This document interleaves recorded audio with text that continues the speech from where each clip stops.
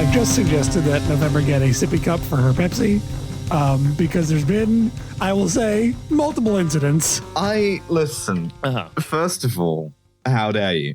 And second of all, surely there has to be a non-sippy cup solution to the problem of spilling a bunch of Pepsi Max all over your podcasting. Pepsi helmet. Pepsi helmet. Sorry, Pepsi I'm helmet. raising Pepsi my helmet. hand. I'm raising my hand and holding it up. I'm holding Looks like it you up. have something to say. What we need is a sippy cup for executives and presidents. I think Trump would get in on that. Like some kind of golden, like a goblet, like a chalice, right? Like my Pepsi chalice. But with a sippy cup lid on it.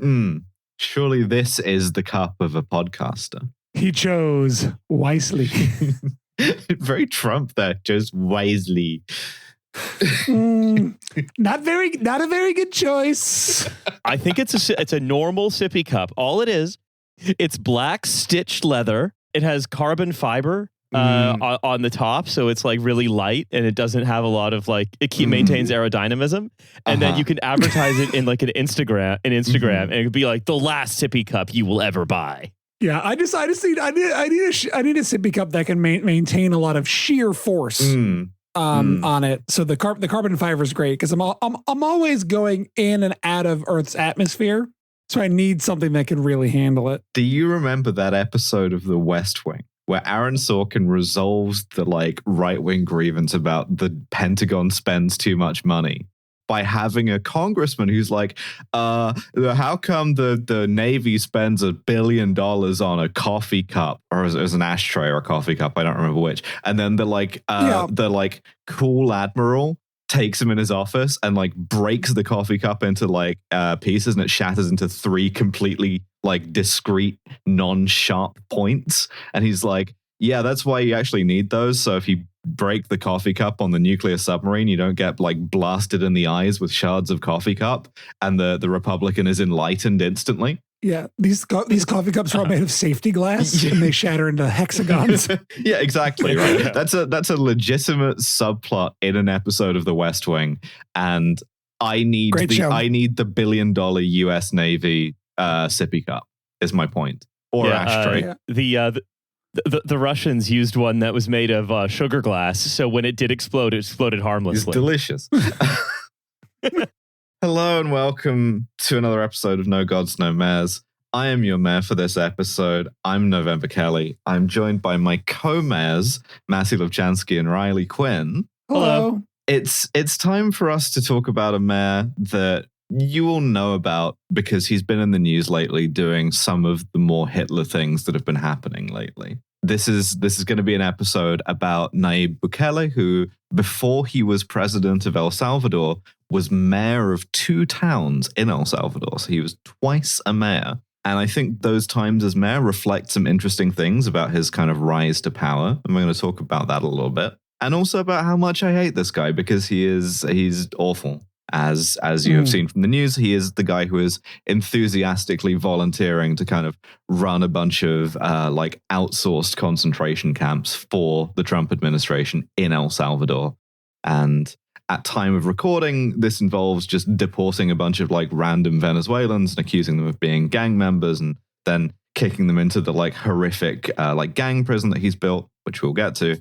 Who knows where it will land? Not me, but I thought it would be interesting to go through some of how he got that way. But before we do, he's like a CIA contractor who runs like a sort of black site warehouse in Egypt, but for people snatched up from American soil. It's interesting that you should horrifying. mention the CIA here because there is. Would you believe that the CIA had a role in El Salvadoran politics? What? Excuse me.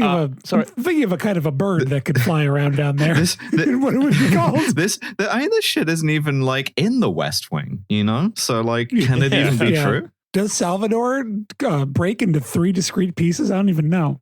I mean, they tried. Yeah. But before we talk about El Salvador breaking into 3 discrete pieces, first we got to break the show into 2 discrete pieces, one of which is called Municipal Roundup, I think. Is it?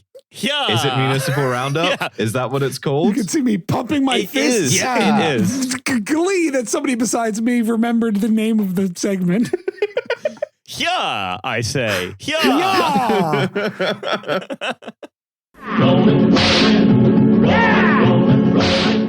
As your reward for getting it right, I'm going to do the first one. Thank you.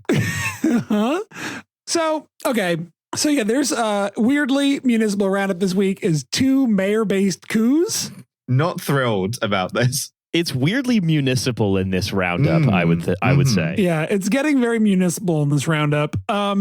So coup number 1 is to do with this gentleman. Thank you, every single person on Earth who's ever existed or ever will exist for sending this in.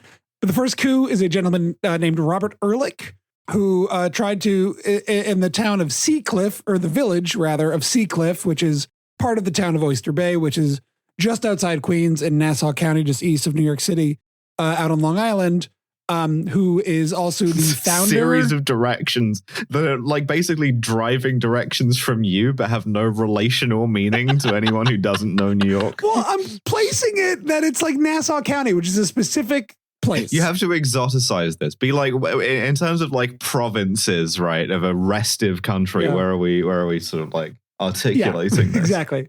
We're out on Long Island, but not the part that's like beach tourist. It's like the suburbs part. It is the Chuck Schumer part of Long Island. Okay, I got you.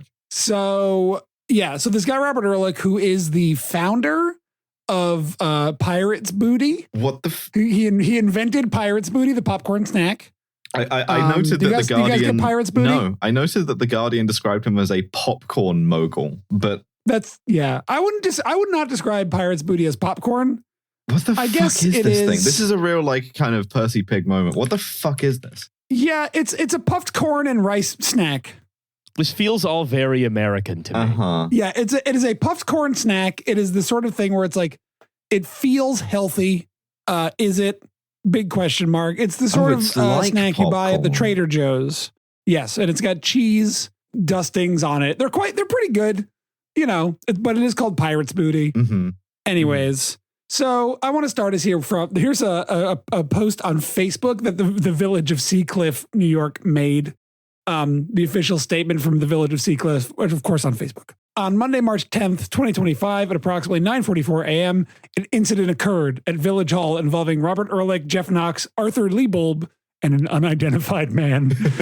Upon arrival, Ehrlich presented a statement falsely asserting his authority as mayor, demanding access to office space and declaring that the entire village staff was fired effective immediately but could reapply for their jobs. Raising hand here. Asserting his authority as mayor. Was he mayor? No. Did anyone elect him mayor? No, he is at press time some guy in town. So the Pirates Booty guy declared himself mayor by like right of conquest. That's exactly correct.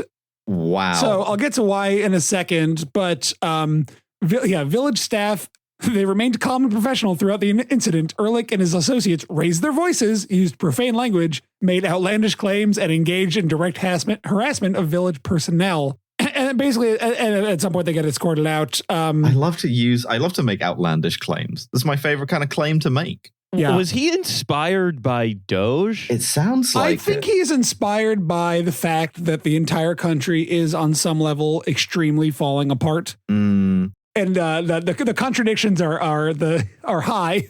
Everything's kind of going insane. This is the first shot of the Second American Civil War. It's bleeding Kansas, but it's like brain bleeding Kansas. It's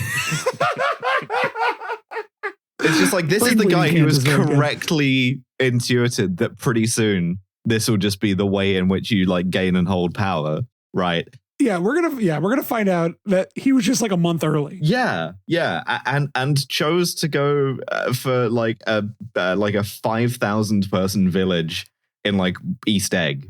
Yeah, it is So, anyways, so they said the activities of daily governance are unchanged. The village of Seacliff continues to operate under the guidance of its duly elected board of trustees. That's an anti-coup statement. That's the thing that like the newsreader is reading as the like, you know, troops are banging on the doors trying to force their way into the studio. It's like the government remains strong.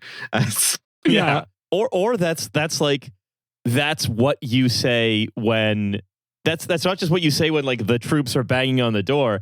It's what you say when you realize that the troops have decided to keep the government in power. As of press time, the official statement from the town had 45 likes, 20 shocked reactions, 5 ha-has, 4 hugs, 2 hearts, and 13 angry faces. 4 hugs. 4 13 hugs? angry faces. The sequel to 12 Angry Men. That's right. So what was he doing?